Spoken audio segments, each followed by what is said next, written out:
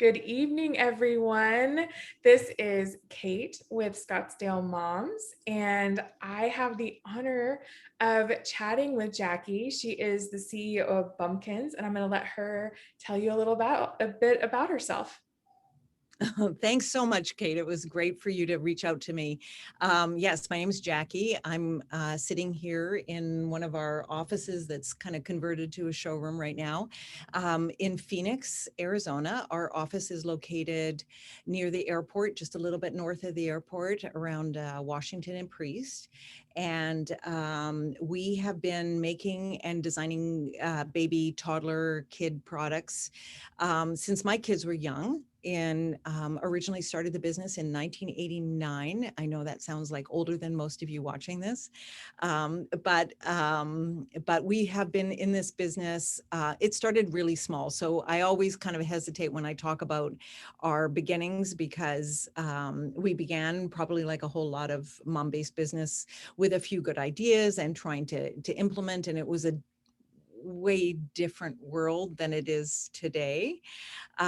So at that time, I was just having my third. I have four kids, but at that time I was just having my third. I was a little bit of a hippie, eco-friendly mom a little bit before it was as big of a thing. But there was still a lot of us that were You're looking ahead of your time. right, right. And and I look at how hard it was to find products or to really understand what was going on and how are we going to make the world better. And those are the things that you before you have kids and you're in your 20s. At the time I was obviously in my 20s, and I wanted to still make a difference, but you still have the reality of just life as a mom where you're trying to kind of get by and get through. And so at that point, I was all about cloth diapering. I had heard about how much waste cloth diapers or disposable diapers create. But in reality, it was also they had just started putting chemicals in the diapers. When I was using them initially, disposable diapers, they were really puffy and like you would not recognize them. Probably, a box of diapers for like a week was, bigger than a grocery cart. And but ultimately, as those companies got better, they started putting chemicals in the diapers to try to reduce the size and increase the absorbency without having all the fluff.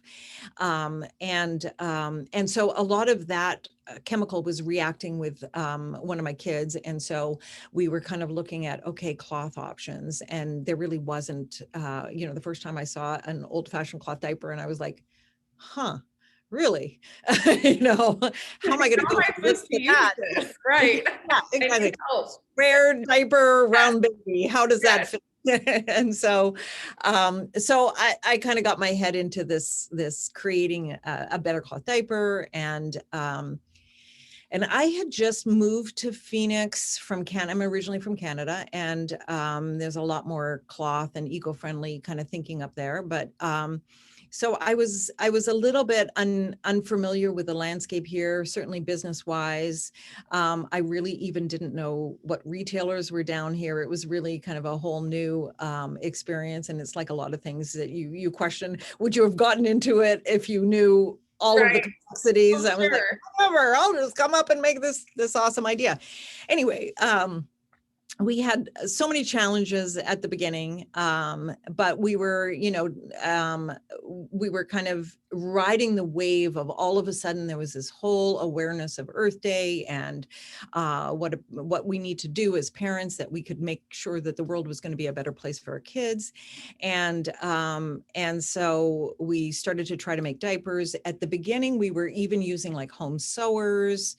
Then we ended up running a factory when demand got so high, and it wasn't really, we were trying to actually make product in Mexico. That didn't really work out so well. So before too long, we found ourselves with our own cut and sew factory in South Phoenix. And then a few years later, and it started like this, and with a lot of like really new ideas.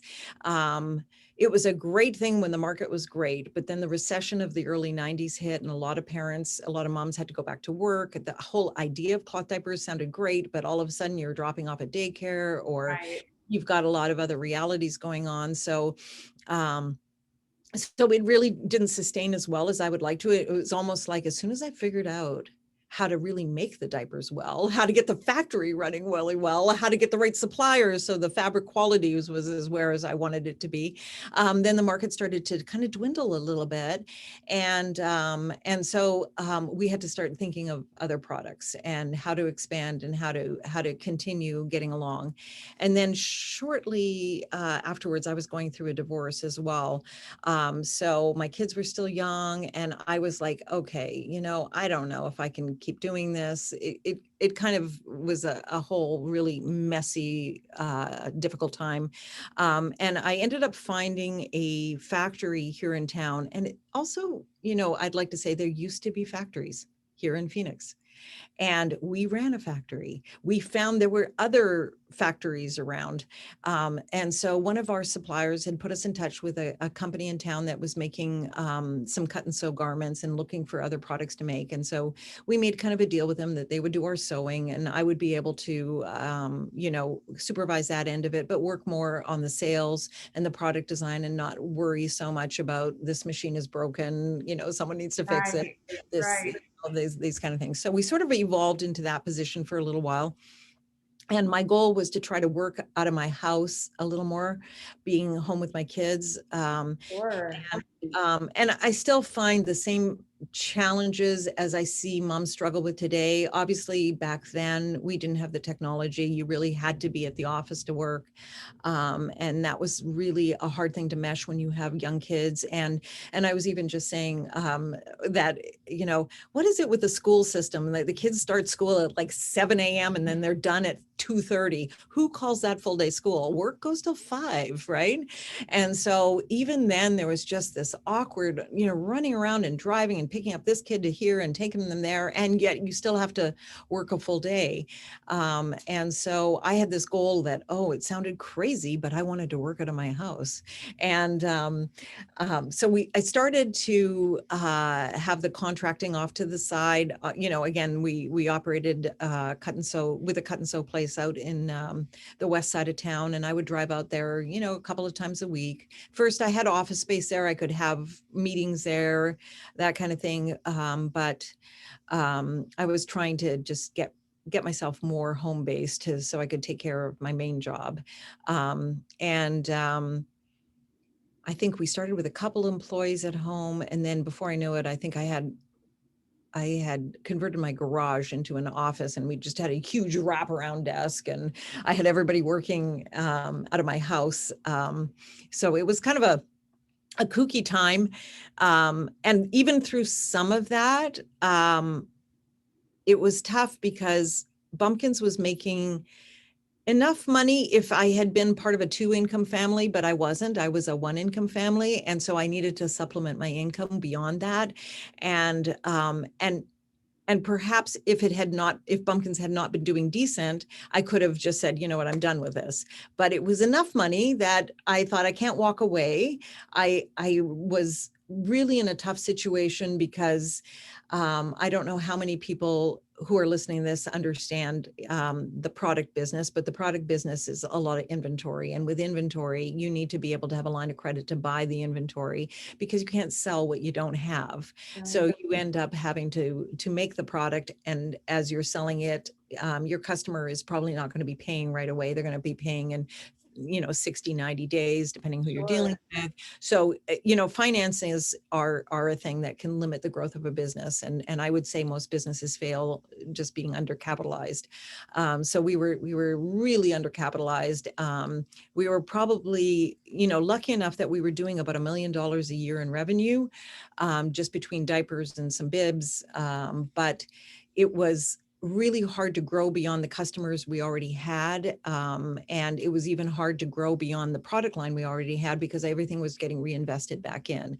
And I myself was all of a sudden challenged with this world of 4 kids who seem to eat a heck of a lot of food, and, They need to do go to keep eating, school, don't they? All the time. and need summer camps, need all these things. And every time I looked around, there was a medical bill or whatever. So I needed to make a little money. And I was also struggling with, is this what I really want to be doing? I don't know. Every so often, that 2 seconds you have before falling asleep going, how did I get myself here? What am I doing? Who am I? Yes, This absolutely. is the life I was looking for. Can I And sign up for this? totally, totally. And you know, every so often I would come across somebody that had a small product line, and I would, help a little bit by saying, oh, deal with this account here, or, oh yeah, I had that problem with, let's say, packaging, use this vendor here. And I had a graphic design background. So most of the time through the early years of Bumpkins, I did all my own design. I laid out the catalog, I did all the packaging. Thankfully, the product looks a lot better now that I'm not doing all of that. But regardless, I started to realize, oh, there's a need in the market for people that can help other people launch products. And so I started to help a few local businesses get the design packaging, brochures, trade show booths, things that you need when you're just getting started. And I could do that quite easily because I'd been just doing that in my life. But I started charging by the hour and realizing, oh, maybe this is how I'm going to supplement my income a little bit. And I know if you probably see in my LinkedIn page, I still have both Bumpkins and Jakki and Company. I couldn't even think of a creative name for it, but I started to do like graphic design work on the side. And then all of a sudden, especially during some of those really tough years, I found that part of the business grew a little bit more and just naturally started to bring in a little more income. Um, and it was really a wonderful thing for me for a couple of reasons. Number one, the money I was making on Bumpkins, we would design the products, a couple times a year I would redesign products, but really not as frequently as we do now. But the revenue was just sort of coming in based on sales. Whereas I also had revenue coming in from billable hours. And so that kind of balance, that the variability, that I still had sort of a steady income stream from, let's say if I sold a retailer and they're replenishing every month, I had also have to say I had a lot of nice accounts that were mid-level retail, and most of those stores don't exist today. But I do want to say that I was really lucky enough that there were some good mid-level stores that I could work with them to create a feeding program, and that product would be something that we would visit again every 6 months and redesign what was working, what was not working, and then I would have the factory continue shipping, and I would deal with that kind of thing. And then meanwhile, I would also put the other hat on and help other little inventors and entrepreneurs launch their products. And I would have that income coming on an hourly basis. And I was able to learn a lot more than I otherwise had been able to learn with Bumpkins, because I was hitting a financial point with Bumpkins where I couldn't grow it much more. I was maintaining, and even maintaining was taking all the financial capital I had. So being able to experience other companies' issues and challenges in a way really helped me circle back and help Bumpkins. Being able to, I always say, like, if someone's going to pay me to design a huge 40-foot trade show booth, I'm going to learn by using from those vendors and that experience the next time I have my Bumpkins booth. And even so much as I was doing print literature, like catalogs and stuff for some bigger companies, and I would design the little Bumpkins catalog on the extra page, on the waist side of the Oh, pages. wow. I was like always looking at, okay, cool. Well, Yeah. I have a 3-inch margin here. Maybe I'll make some little flyers, and it's going to be thrown out otherwise. So I was always trying. I had these two worlds going, but both were really important. And at that chunk of time where my kids were, I would say maybe between the ages of 3 and 12 or something, where, you just can't have enough money. Like I was still always like pretty at the end, but I had 4 The kids. And so, shoes. It's the yeah, shoes. That's what it is. I swear to God, it's just, and they grow. They grow. They have Keep the growing. like, didn't we just get those? Um, so, um, so I was just constantly kind of thinking, okay, how am I going to make some more money? How am I going to be able, and I needed flexibility. And those were things that were really not in the picture for a lot of women, especially because we were all tied to landlines. We were tied to computer desktop systems. People thought I was crazy. Like when the cell phones became kind of more common and back in the pay for the minute, round up to the full minute days, I think people used to just laugh how much I used my phone. I mean, nowadays it's so common and most people don't even Right. have a landline, but I mean, I was just constantly on my cell. My cell bill was like ridiculous, but it was the only way. It was really the only way. And the other thing that was really great through the whole experience I had with Jakki and Company, which I ran for about 10 years, I got into so much awareness of other industries, and some that were kind of helpful for Bumpkins and some that were helpful for me to know, no, I don't want to be in this industry. And because there is that sort of thing when you're doing something and you're doing it for a long time and you're going, is this really the industry for me? I mean, especially as I said, if you're making baby products and all of a sudden your kids are teenagers, how relevant are these products to your life? And knowing that when I started out, they were so relevant. And then all of a sudden, my customers are people that are much younger than me, and their challenges are things that, oh my God, I'm dealing with real teenage challenges, right? And but in reality, the other part about business, which is really awesome, is businesses grow just like kids and they change, and the challenges also change. And lucky enough that I had some good people that we could experience new things. And so I ended up working in a lot of different great industries. I had some great experience in the technology industry. I had, I did other products in the sporting goods industry. And I just kind of was able to, in a way, to kind of visit all these different pieces of what I thought, oh, be cool to be in software because, that's where it's happening and all the cool kids are doing that. But Right. I got to tell you, there's just so much crap going on with things changing so fast, and always feeling like you're breathless. And I can remember even when I was working a little bit in the technology business, no one had kids. No one had a marriage. They were all working like crazy fiends. Right. And I was always like going, like embarrassed that I actually had to go home and make dinner. So in a way I could see that, no, this is not going to be the life for me unless I want to have no life whatsoever. So somewhere along the line, I think I had both Bumpkins and my design company kind of running about the same kind of revenue, but I was getting really, really run ragged. And I was a little bit financially terrified that I had gone through a situation during my divorce and during the tougher years where I was really financially stuck. And I think when you experience that and being really terrified financially, um, all I was really more looking at is I've got to keep security. I can't let one of these go because I could lose a big account at Bumpkins. I could lose a big account over on the design side. And then all of a sudden that other income would be important. And it just seemed like such a risk to close one side of the business when neither of them was really enough to support what I was Sure. needing and also professionally where I wanted to be.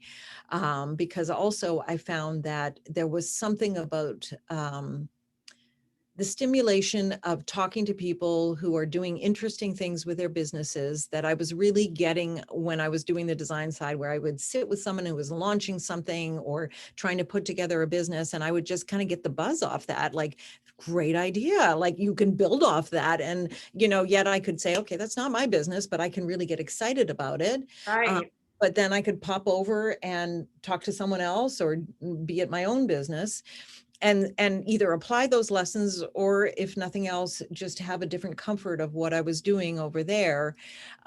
So part of me being a little bit of a, um, there are people that probably enjoy doing one thing and one thing only. I kind of like having a little bit of everything going on. I So relate to that very much.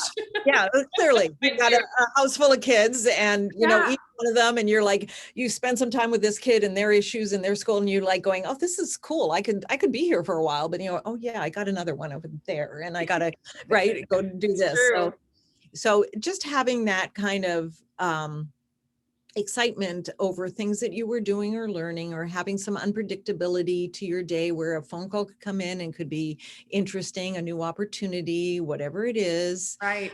And so I really I enjoyed having that kind of situation. And I really wasn't ready to, um, risk anything by shutting it down. Even at the worst of time where I felt like pretty stretched, I was like, ooh, but it seems even more risky to say, sorry, no more clients. Right. And then um, I started working with a large company in the technology industry, and they were really, really demanding. And I grew along. I actually started with a smaller company that got bought by this bigger company. I thought I would never really work with them again, but instead they kind of said, no, we like your team. We want to bring you on.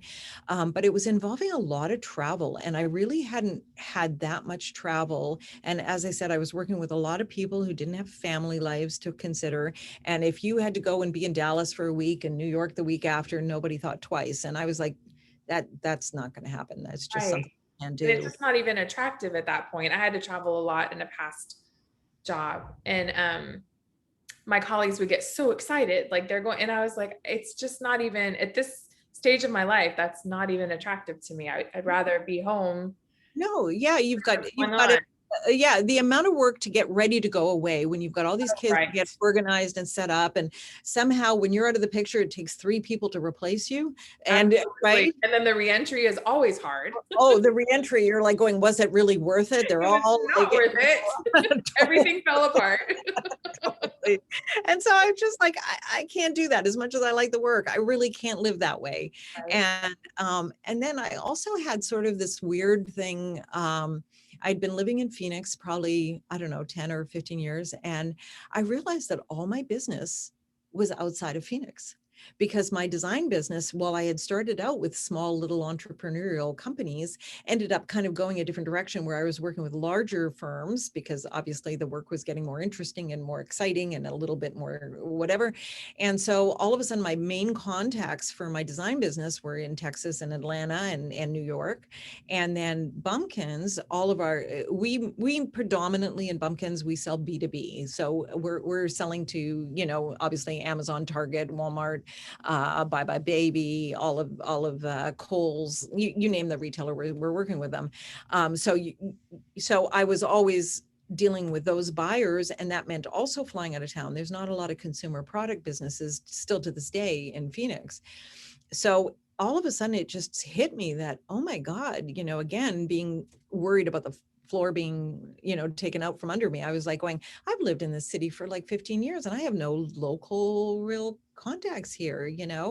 And so I thought, well, maybe I should scale Jakki and Company down to just working with small little entrepreneurs again, which wasn't quite the same the second time around, because I was like going, oh my God, I'm never going to make money here, plus there's so many great ideas. You end up going and putting 10 times the amount of work into something that you're ever going to get paid for.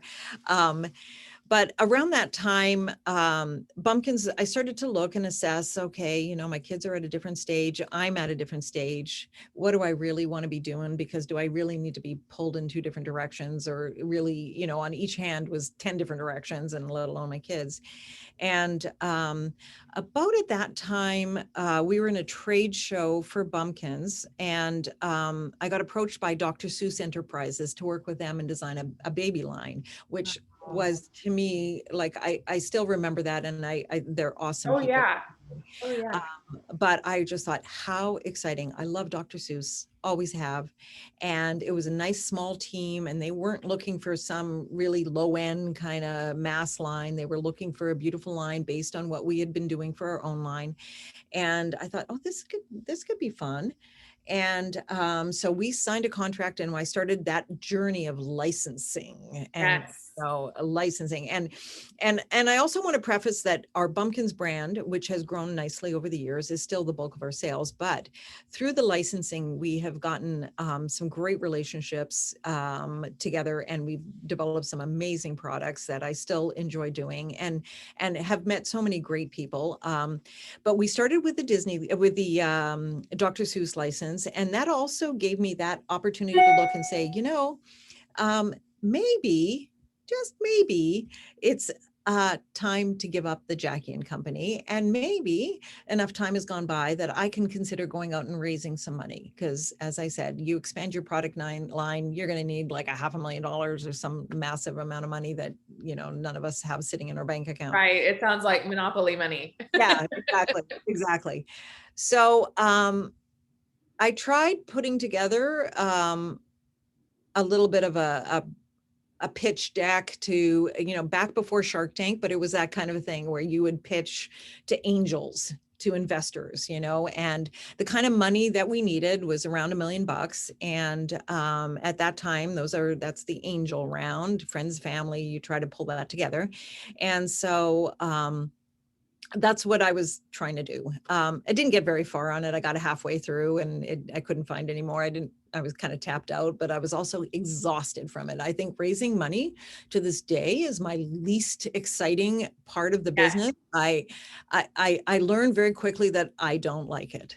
And then I think plus, there are some people that are outstanding at it and they uh, fascinate me. That is not my thing. It's just, oh, it's, totally, it's hard. totally. It's a gift. It, It's it amazing. totally is. And you're kissing a lot of frogs. You're really kissing Mhm. a lot of frogs. And in my case, I think at that time too, I was like 40 and divorced, and you're going to these angel investment groups, and they're all these like 60, 70-year-old men, and they're all trying to hit on you. And you're just like, seriously, I got kids at home I got to be going to. And You're like, like, so is this a yes or a no? That's all I need. really, really. And I was just like, no. And so somewhere along there, I was just going, you know what? I would rather be selling more product than having to sell shares or find investors, because this is just getting exhausting. Yeah. And I was spending so much time at it. And a lot of it was these dinners and going out for drinks and meeting people that, Sure. at the time, maybe somebody that had a spouse could do, maybe a man can do easier, but I was the only parent at home, and there was just no way that I was like, dinner Right. time is everything. And so I just really got tired of that whole raising. And this was, pre-Kickstarter, pre any of that kind of Right. thing. So raising money it was a huge challenge. Anyway, I kind of put our focus back onto, just trying to grow sales. And so and honestly, that's still been the mantra of the day, is we just grow sales. I haven't been looking for investors. We grow nice and consistently a steady pace every year. We're not like a technology company where we double and triple and exponentially grow and need capital really fast. Once we got enough money in to sort of get the machine running, and we also had to move our production from the US over to China, which was kind of a sad moment for me. And I still wish we had the ability to manufacture domestically, but through the whole political landscape of deciding to allow all the trade agreements and to not support the manufacturing component part of the US, all of the fabric factories closed down, all of the suppliers closed down. We were probably one of the last ones standing that was still trying to cut and sew here in the US. And matter of fact, I think it was during the recession, like 2008, 9, something like that, that we had some product from China, and we had still a lot of product from the US. And I was giving that to our customers. We were still obviously B2B, and just saying, here are your choices. This is the product line from China. These are the prices. Here's our US line, and here are the prices. And within the first day of the trade show, I could see where this was going. Everybody was price sensitive. Everybody wanted to Oh, be able to absolutely. Yeah. where the customer's expectations were. Sure. Um, so, um, through that process too, we were able to really focus and make a little more money because we were a little bit bigger. I was able to, get a professional CFO in place and make sure that we were setting up financially okay, because obviously That's anybody important. little abort there, little just bit having a little bit more taxes and all structure. that stuff. Yep, exactly. And are we making money on the sale? Because, I tend to, someone asked me for something, like the buyers would come back, well, we needed this price. And I'm like going, I guess so. But all of a sudden having that, little voice in my ear going, no, the answer is no. You Oh, you can't, get, yeah, this yeah, is how low you go, absolutely. and get up and walk if not. Yeah, Um, so, um, so we were able to start, again, it was a really slow growth. And the reason I want to say that is, um, you asked me earlier how old my kids were, and my kids I have 4 kids between 30 and 35. And so obviously they were quite young when we started out, and I mean, in diapers, literally. And then I would always look around, and I'd have friends, or I'd see other companies that just grew from step to step to step. And I was kind of like the little engine that could, a couple good years, couple crappy years, couple good years, that kind of thing. And it always felt like, oh my God, what am I not doing right? What can I, and then, at a certain point too, I would see certain of my friends who had gone the route of getting a ton of investors, ending up losing control of their companies. I also see this kind of idea that you have to grow and hit these numbers right away, or be so successful in a couple of years. I think the one thing that I really, personally, I'm a slow mover. I'm slow, I'm steady. I'm not, I'm very, very, um, balanced in terms of, I don't want to panic into something and then regret it and have to clean up a mess. I've cleaned up enough right. messes. I've been through a divorce. I've been through like all of these ups and downs. I'm not really interested in making mistakes. And I really had a hard time with sort of beating myself up over how long it took to get the company at a decent size. How long when I see other people doing this or doing that. I mean, that's sort of, all history at this point. But for anybody out there that's looking to start their business now, and you do feel as a mom that you're never doing enough, and you also feel like you're home with your kids and you realize, oh crap, I need to be here more. I need to really spend more time here. Then you spend that time in your business and you go, oh crap, I need to be here more. And so you're always torn. You're always beating yourself up that I haven't been doing as good as so and so, or I'm seeing this over there. And now, oh my God, with Instagram, I don't know how moms aren't just overwhelmed looking at all these perfect lives that others seem to be leading, but may not be the case.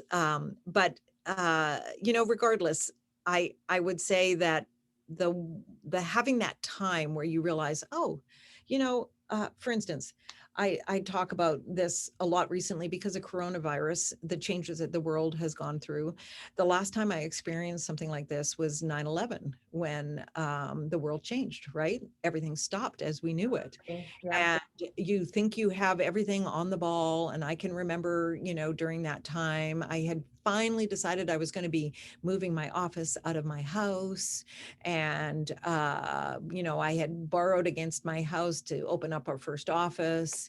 And we had a trade show we were headed to a couple weeks after 9/11 that obviously got canceled. And back in those days, when you sold it, trade shows were everything. That was, if Absolutely. Yeah. if that show didn't happen, you had no other way to communicate with your customers. Yeah. But and then just all of a sudden, just trying to process what's gone on, and the company, the country was grieving.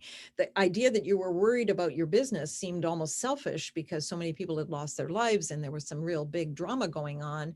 I just was going like, are we going to recover from this? Are we going to be able to keep our business running? And how are we going to do this? Because there was still that fear of flying. How are we going to reach customers? The bigger companies had a way of dealing directly with the big retailers, but we were still pretty much based on mom and pop retailers who we serviced. And Sure. those trade shows were really important. The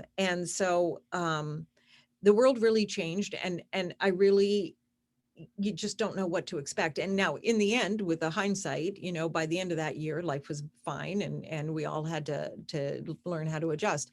But I put that together with what's going on now, or as of a year ago, which is hard to believe that like a year ago, we were probably I don't know what, 5 weeks into the shutdown, right? Yeah.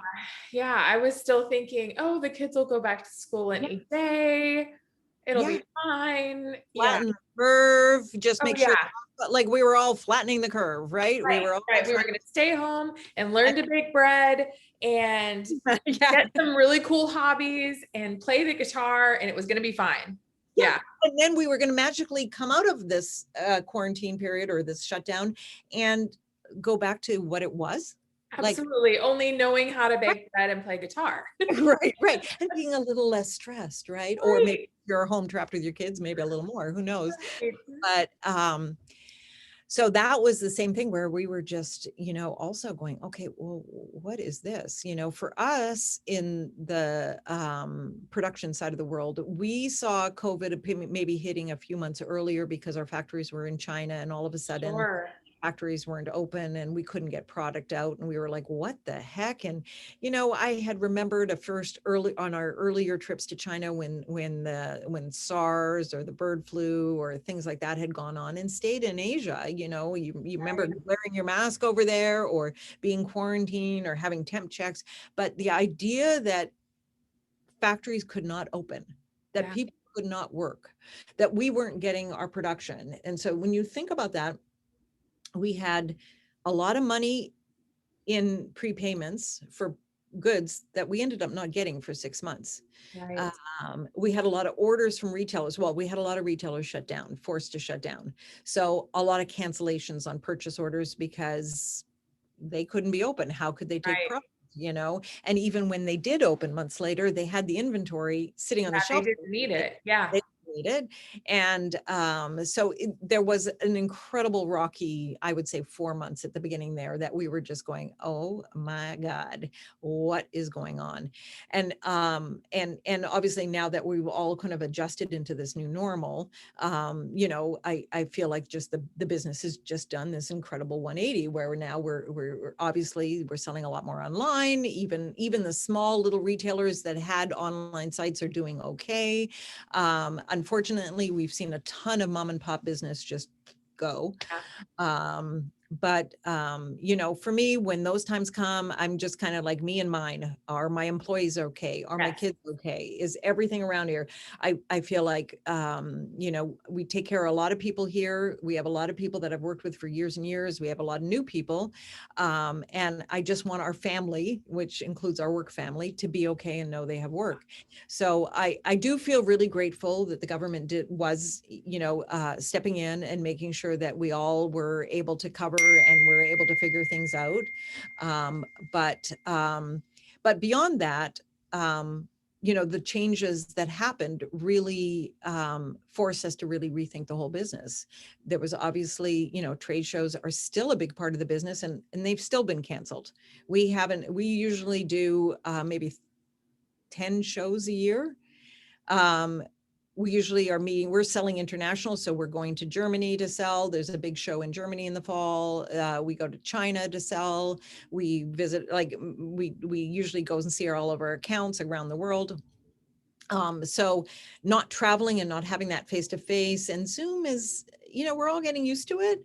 But it's a little bit different. And yeah. And so we really, number one, there was a lot of money that had previously gone to those trade shows that we kind of diverted and put into photos and videos and hiring on the right people that'll help produce half of Right. those. So we've actually over the last year probably brought on at least a dozen people, specifically for the marketing and the Great. just promoting marketing, that kind of thing. But we ended up having a great year last year. We've really turned things into a different way. We're selling a lot differently. I have a great staff, super flexible, super able to adjust. Everybody is very, very like team oriented.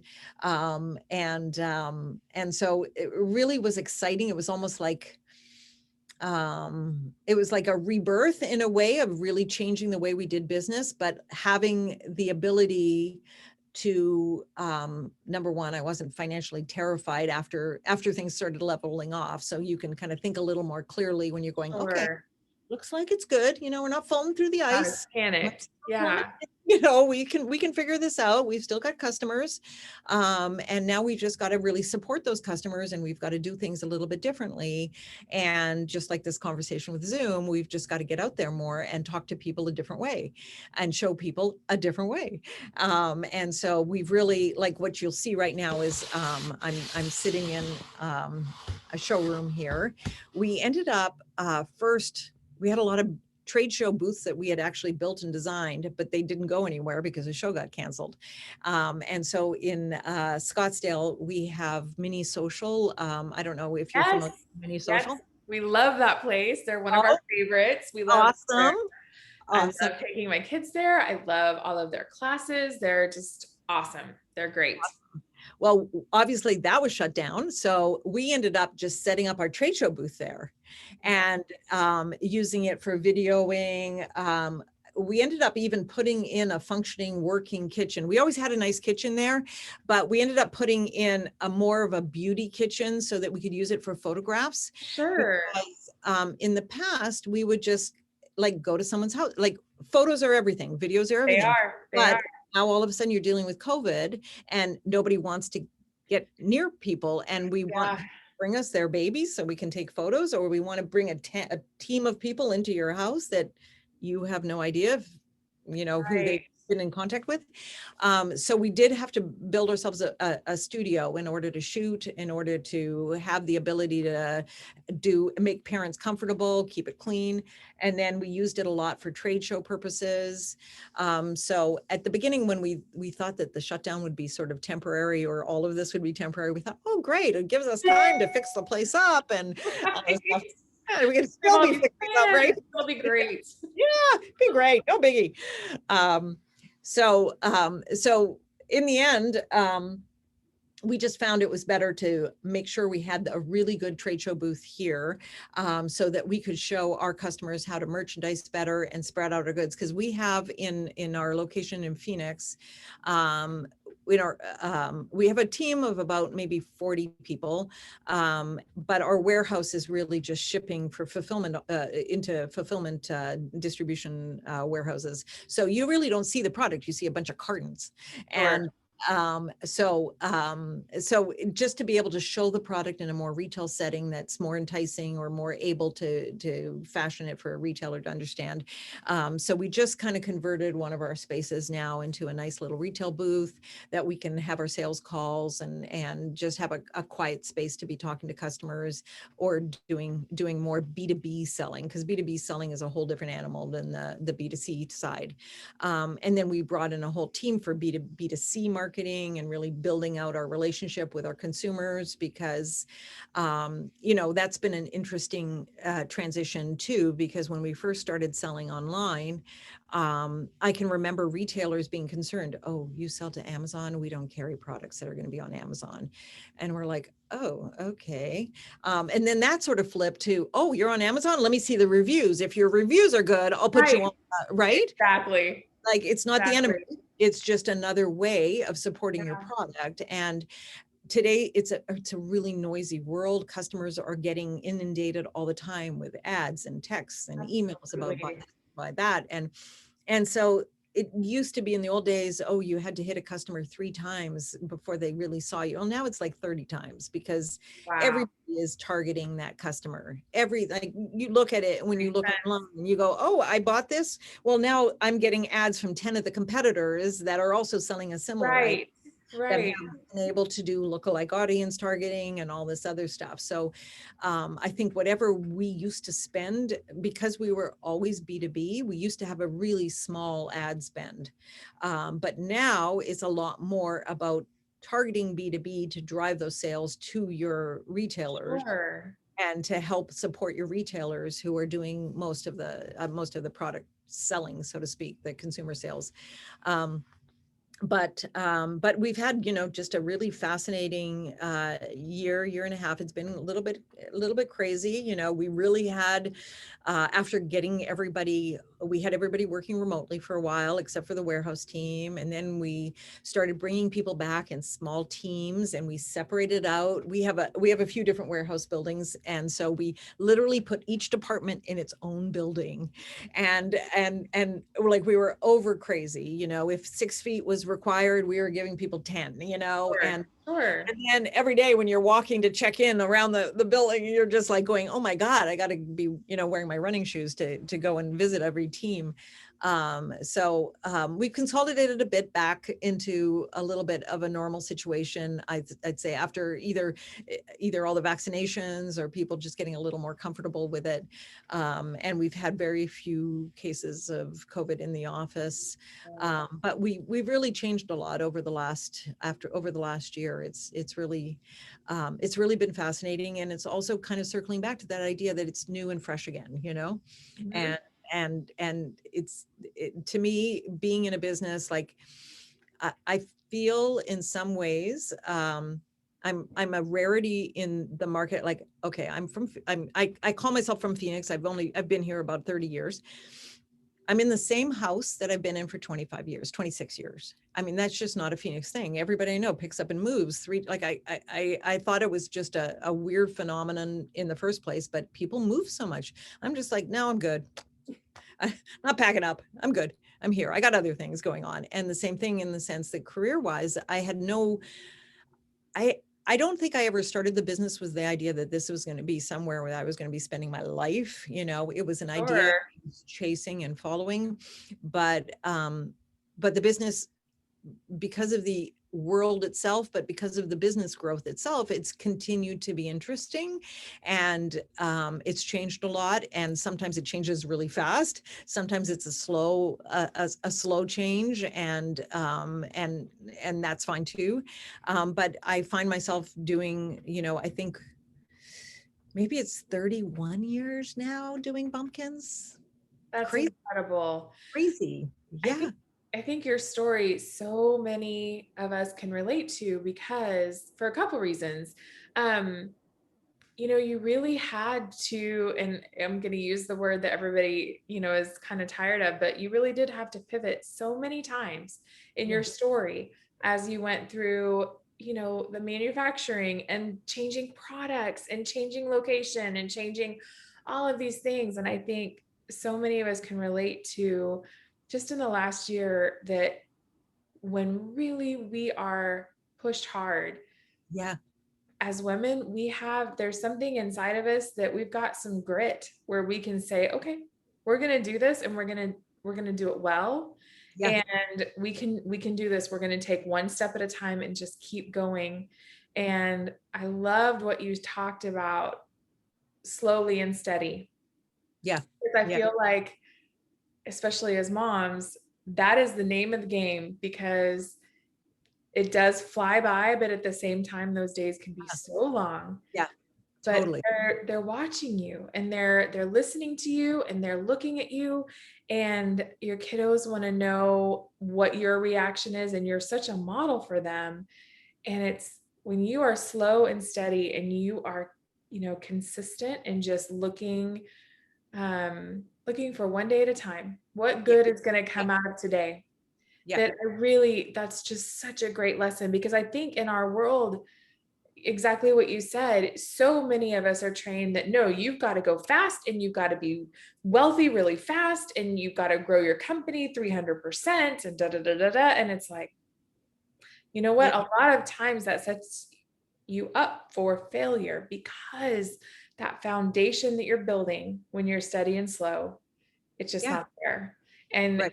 yeah, and so I think, thank you, because I think that can really inspire so many, not just business owners, but moms, and how we should just really do that slow and steady, purposeful. And the whole time you were talking, I kept thinking about that word purposeful because I loved how everything that you did with your staff, with your product, everything was just very purposeful. You started off with your kiddos with the diapers, and then as they grew, your products grew and your situation changed and you grew with that. I would love for you to touch on um, your Be Kind initiative as we approach Foster Care Awareness Month in May. I want to be sure that, first of all, that everybody that's listening realizes that you are a local owned, woman Yes, owned business. yes. That's amazing.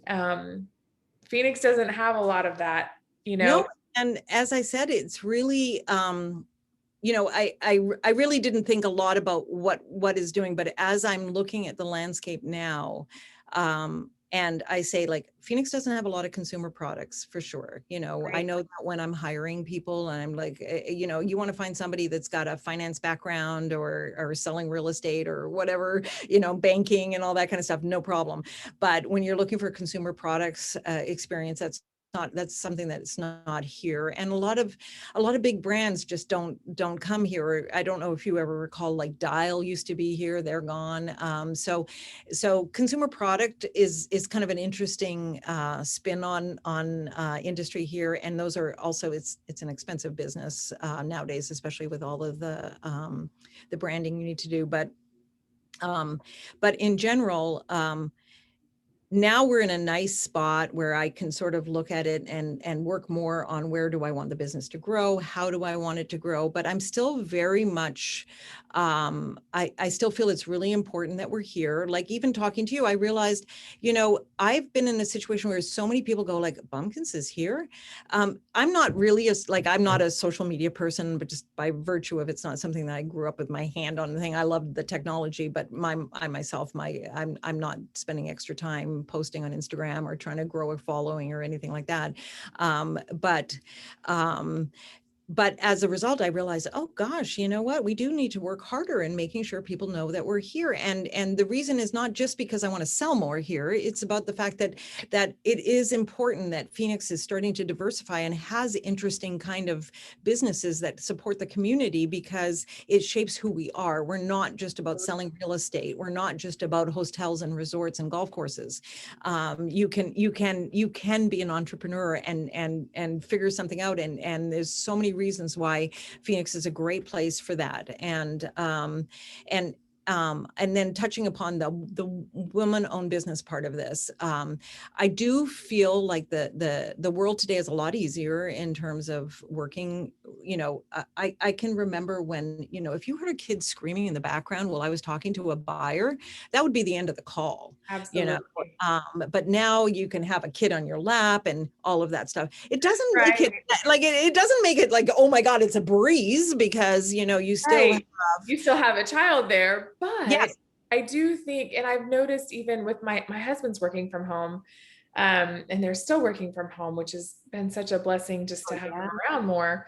But even, there are times that our littlest, who is 4 now, um, he'll walk in and, I might be doing something in the other room and he'll get away from me and walk in, and it's almost a joy to them, like, oh, who's this? Who's this little Yeah. guy?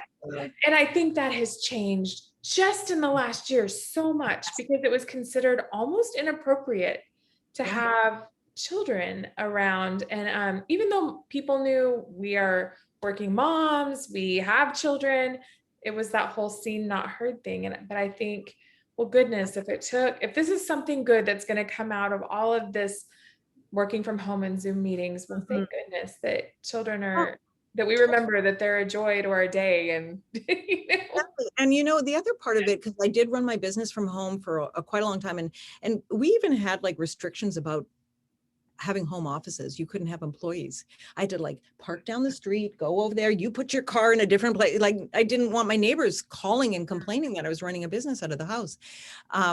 But the other part of it, which I think is really interesting, is, most people who are working, you leave the house every day and you go to work. Does your kid actually know what you're doing? And I saw that, again, being in the creative industry, you'd have trade shows, you'd have launches, you'd have presentations due. And yeah, that would require that you were working on it all night, right? And when your kids can see that when the work needs to get done, you get it done, and that Yep. mommy has homework too, Yes. and and that, oh, this is the kind of work you do, Ah, there's a whole nother level of what they can expect for their own lives. That work is happening, and there's parts of it that I love. There's parts of, there's relationships between, employees or other customers and things like that, that you can tell by the way you're talking to them that you're loving it. And then there's those ones where you can tell, like, I can't wait to put this phone down, like, and so, but your kids can pick up on all of that, on how you handle it. And I can remember even one time with my kids, one of my kids saying to me, "Mommy, how do you make small talk?"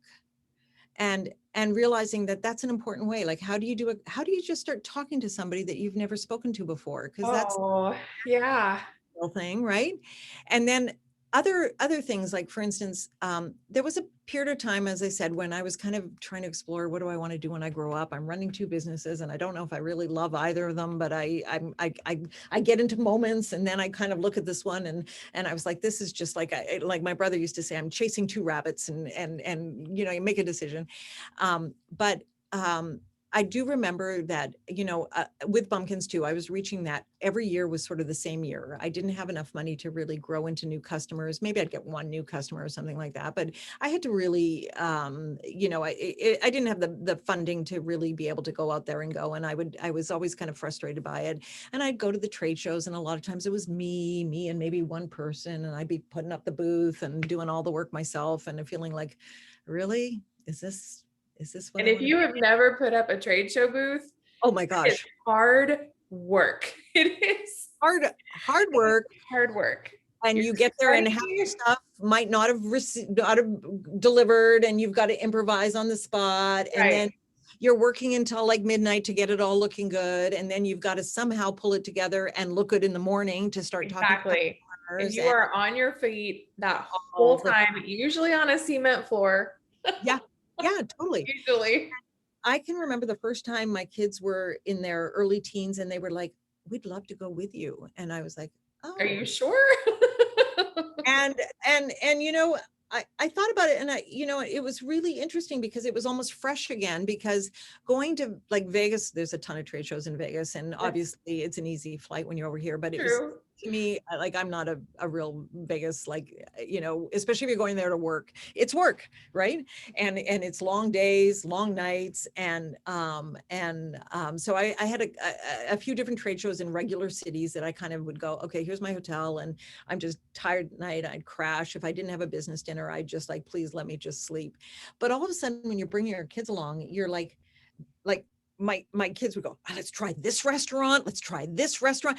And it was new again, and it was exciting for them. And it actually even was kind of cool to just go, like, you know what, I'm actually looking forward to this trip, Oh, and I'm going with my little besties, and for them, they were like, and I can remember once my daughter was going, we're bringing nice dresses and nice clothes, and we're going to go out at night. And you too, mommy, you're going to wear some nice clothes too, because I'm super cash. And okay, put a little lipstick on, we'll go, but it is interesting, as I said, just showing your kids, what work is. And a lot of times, they have no idea, what are you doing every day? You're going somewhere, but what is it you actually do while you're there? right, And right. and so if they can hear, and even if it is something, just as like you talk about, this is last year, where they're being able to see the two of you at home, and understanding the kind of work and the kind of stress your day might be, and why you might not be in the best mood. Maybe something happened, or maybe you had Right. a difficult call, or maybe you were just, this didn't turn out the way you want to. It's not like this, I'm gone, now I'm back, and Mhm. I have no idea what happened to each other, like, in each other's days. So it's just kind of a whole different spin on things, that you really don't realize is going to, you know, carry over and show your kids something about what life is, what work is. It's true. It's so true. It's a neat experience that they're getting, just to see a little glimpse of what it is we do, you know? Yeah. And oh my gosh, how fortunate we are to have the tools that we have now to have made it possible. I mean, if you could That's imagine true. a pandemic even 10 years ago would be really difficult for all of us to be Yeah. able to continue communicating and talking and seeing each other and figuring it out. So, And what the so teachers did to figure out how to keep it going, oh my I gosh. can't imagine. I can't imagine. And especially we have a couple on our team that are teachers with children. So they are teaching full time. They've got kids in the other room last year, trying to do their Zoom meetings. And they are superheroes. It's amazing. I can't believe it. I honestly, what like as things balance out now, and I'm assuming for most working moms, it's leveled off to some degree, but oh my God, initially schools closed, daycares closed, work from home, really, with kids crawling all over you. Like Right. I couldn't even figure out what would be the worst ages for that to happen because every age has its complexity with it. If they're really little, they're still hanging off you. If they're bigger, you're worried about what are they really doing, or they're dealing Right. with a lot of challenges because they're not seeing their friends, and you've got to figure out how to keep them on an even keel and stuff like that. So, I mean, I really feel like the moms, to a large extent, kind of are the ones picking up the pieces and There were a having, lot of tears at first. yeah. So Riley was finishing third grade and then he was going into fourth this last year. Mary started kindergarten and Sebastian is 4. So I had, Yeah. dining room table, living room, and then trying to keep Sebastian from going and, talking on their computer and saying hi. And I had many days where I would sit on the floor and I was just like, Yeah. How is this going to work? Yes. I'm gonna need some help because this is bad. I think we found some comfort that we were all in the same place. Yeah. And thankfully, Arizona, our district, they got the kids back to school this year pretty quickly. And it helped our family a lot. It did. Made Yeah. it made it smoother for sure. Yeah. Routine. Gotta love routine, like seriously, nice to have a brain change from it, but it's also nice to be in a groove. So, Yeah. yeah. Well, aside from being local, the one thing I want to leave our moms with is one thing our moms really have a passion for is serving others and giving to others. Yeah. And I know that you guys do a ton with not just international but in our community, actually giving back to Yes. Maggie's place and you, mom. Yeah. And that is so special to us. So thank you for doing that, for just improving our community through your generosity and foster care families. And honestly, that is the wonderful part of getting sort of to this point in the business where we can look around and say, okay, how do we make an impact? How can we really help the community now that we're not huge by any stretch of the imagination, but we're okay and we're good and we're a vital company and we want to make a difference. And so we're constantly trying to come up with ways that we can work with different groups. We've got a ton of different programs going on. We have one person that specially handles any kind of donation requests or any kind of needs, and so she can put together whatever is appropriate. Always scrounging around the warehouse. What can you give me? What can you give me? I've got a family over here that needs some stuff. And um, so it really is. And of course, having a baby, starting your family, those are times that are supposed to be joyous. And when you hear about families that are struggling, or you hear about people that are struggling, of course you want to figure out what can we do to help, and how can we as a company, and within our employee group, like, because everybody has something that they're attached to, or something, something they're connected with, and how can we make a difference? And that's what I'm looking forward to, I think, the most right now is looking at it and saying, okay, the community is really going through a change as far as, obviously the whole COVID situation, a lot of families choosing not to go back to school or having kids in situations that it might not be Right. ideal feel. And so, what role do we have in that, and how can we connect more with some of these organizations that are helping to make sure kids are getting fed, to make sure that kids are getting the need, the clothing or whatever it is that they need, even if it's a little set of snack bags or travel bags, so that they can make their transition from this home to that home and that kind Right. of thing. So it is interesting and exciting to be able to be part of that. That's amazing. I love that. That's what Scottsdale Moms is all about, is trying to just make motherhood a little bit less lonely, just so you know you're not isolated, you're not alone.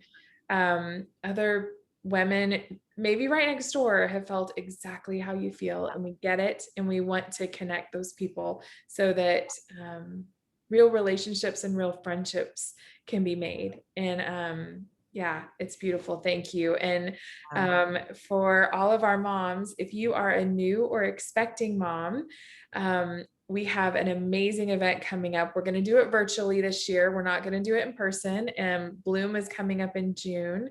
And Jakki and Bumkins has been kind enough they're going to provide a gift basket for us as one of our giveaways for Bloom. So thank you, Jakki. And so be sure and check that event out. I know the gift basket's going to be awesome. beautiful. As I'm sitting here, I'm watching. I love the bibs behind your shoulder. Those are a lifesaver if you are a new mom and you need to know what kind of bib you need. I'm telling you, the bibs right behind Jakki that catch everything, lifesaver. Thank True. you It's so true. so much. I really appreciate you reaching out. It's really been great to talk to you, and really don't hesitate if you guys need anything or looking to put on any kind of event. We're always here to help. Thank you. Thank you so much, Jakki. You have a wonderful, it's been amazing talking to you. I know you're going to inspire so many moms out there with your story. Awesome. Well, thank you so much, Kate. It's been great chatting. Thank Talk you. soon.